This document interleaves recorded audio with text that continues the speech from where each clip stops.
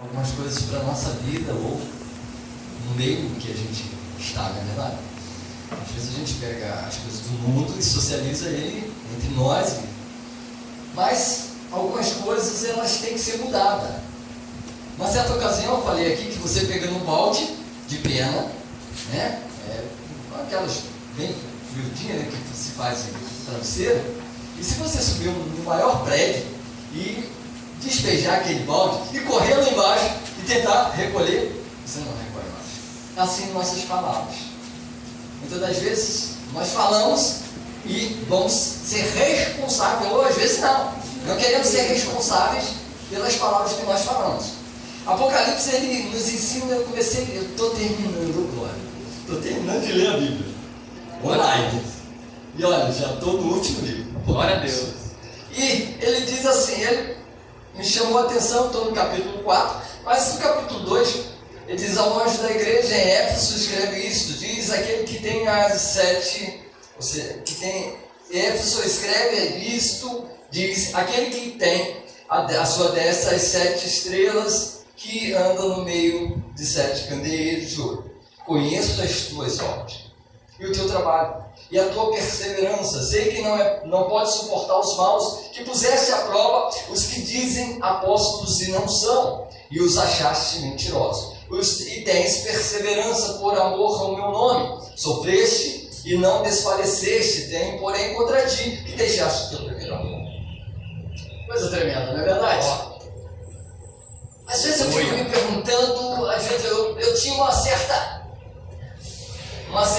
dificuldade de ter os meus parceiros que tenho hoje. O Jorge é o meu superior lá, o Jorge é o encarregado, mas ele está na parte da tarde. Eu fui para a parte da manhã porque o meu abençoado diácono aqui me ajudou a vir para a parte da manhã. Eu tinha uma dificuldade, talvez o Jorge até saiba, a dificuldade de lidar com aquelas pessoas porque elas não exercem a mesma fé, né? E a gente tem uma certa tolerância e às vezes uma certa, como se diz assim, o que eu quero colocar?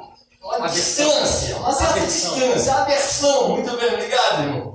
E aí a gente vai, eu falei, meu Deus do céu, isso não pode acontecer, não é verdade? Não pode acontecer. Eu tenho que abraçar aqueles que, mesmo que não exercem a mesma fé, eu tenho que abraçá-los, para que eles possam reconhecer Jesus na minha vida. Amém. Né? Ainda que com toda a minha fraqueza, com todas as minhas falhas, precisa ver a luz que ainda brilha na minha vida. Porque mesmo que a gente estivesse no fundo do poço, há uma esperança, porque há lá embaixo um fiozinho de luz, né? No fundo do poço. Ou seja, no fundo do túnel. E eu tentei me socializar. Mas, como foi difícil, eu tive algumas dificuldades enormes. Sabe aquela vontade de você pegar no pescoço e enforcar? Era essa vontade. Tem que viajar pra gente não cair, né, pastor? Oi? Tem que viajar pra gente E não cair. vigiar pra gente não cair. Muito bem, Jorge. Obrigado. Isso é verdade. E vigiar pra gente não cair. Mas aquele grupo saiu. Veio os demais. Os demais nos constrange, porque nós vemos que eles estão caminhando por outro caminho. A Bíblia é bem clara quando ela nos diz assim: olha, o caminho é estreito, a porta é apertada, e são poucos os que acham o caminho. Irmãos, se eu começo a socializar com as mentiras, eu estou fazendo parte dela. Se eu me socializo com a fofoca, eu estou fazendo parte dela. Se eu me socializo com a indiferença, eu faço parte dela. Mas a Bíblia me ensina que eu não posso viver de forma radical demais, porque senão eu não poderia existir neste mundo. Mas o que me dói, o que me machuca por dentro, é que muitas das vezes eu não consigo aceitar determinadas coisas. As indiferenças me fazem mal. A corrupção me faz mal. As mentiras me fazem mal. As coisas que são contrárias estão me fazendo mal. E eu tenho, às vezes, olhado para algumas pessoas tem sido fácil. É como a irmã Daniela falou. Quando você vivencia, você sabe a dor. Mas quando você não... Quem já passou fora? Eu já passei. Então eu sei a dor. Não vem querer